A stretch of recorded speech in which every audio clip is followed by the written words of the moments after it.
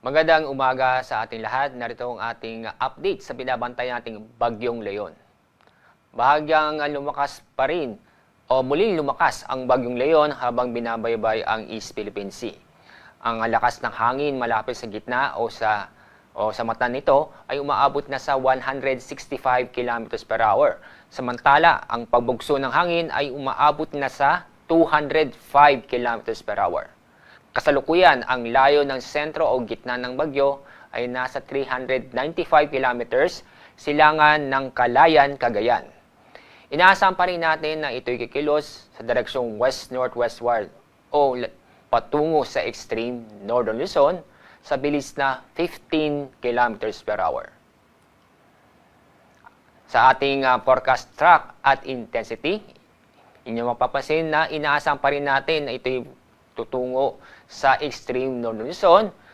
Katapos nito, dadaan sa Taiwan hanggang sa paglabas ng ating Philippine Area of Responsibility.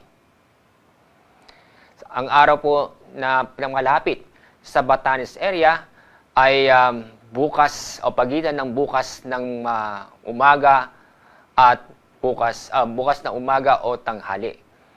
Inaasahan pa rin natin na may posibilidad pa rin na mag-landfall ang sentro ng Bagyong Leon sa Batanes. Inaasahan pa rin natin itong lalakas ang Bagyong Leon habang binabaybay niya ang karagatan. Bago lumapit sa Batanes, maaaring umabot sa Super Typhoon category.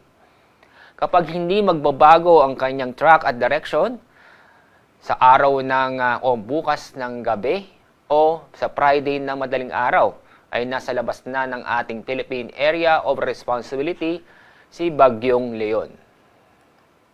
Ngayon, nagtaas tayo ng Tropical Cyclone Wind Signal number 3. Ito'y sa Batanes at sa eastern portion ng Babuyan Islands. Wind Signal number 2 naman ay nakataas sa lalabing bahagi ng Babuyan Islands, Cagayan, northern at eastern portion ng Apayao, Kalinga, northern at eastern portion ng Abra, eastern portion ng Mountain Province, at Ilocos Norte.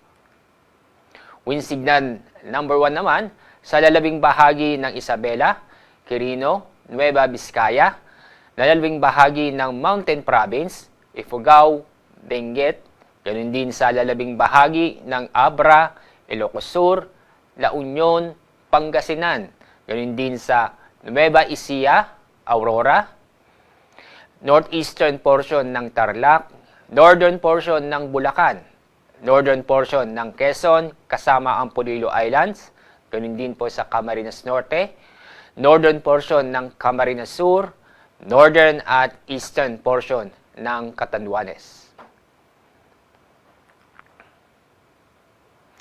Habang nandito po si Bagyong Leon, inaasahan natin na mag-erase tayo ng wind signal number 4. Patungkol naman sa wind signal number 5, ay may posibilidad pa rin, depende yan sa development ng Bagyong Leon.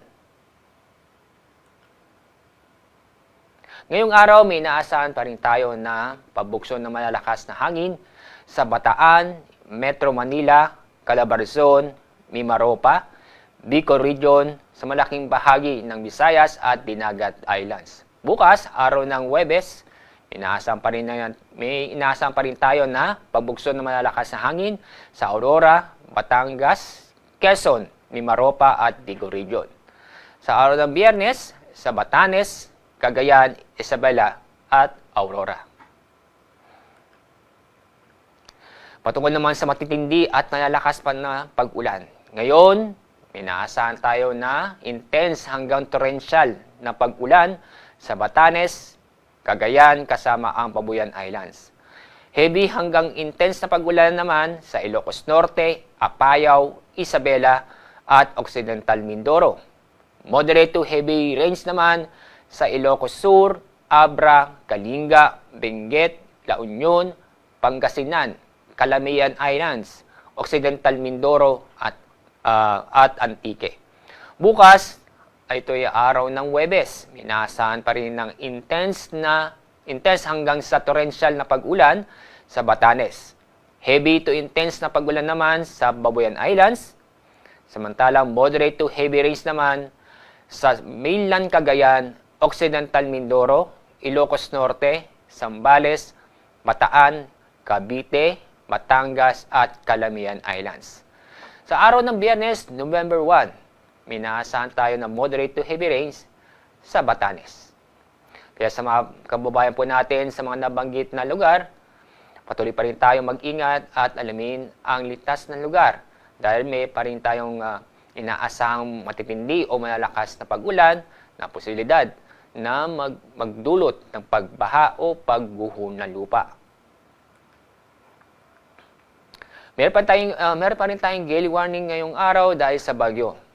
Inaasahan natin na matataas ang alon na kusan halos aabot ng 10 metro, lalong-lalo na sa Northern Luzon. Ang mga lugar na sa ilalim ng gale warning ay sa Batanes, Cagayan, kasama ang Babuyan Islands, Isabela, Ilocos Norte, Aurora, Quezon, kasama ang Polillo Islands, Camarines Norte, at Catanduanes. Kaya automatic pong bawal pumalaot ng ating mga kababayan, lalong-lalo po yung gumagamit ng maliliit na sasakyang pandagat.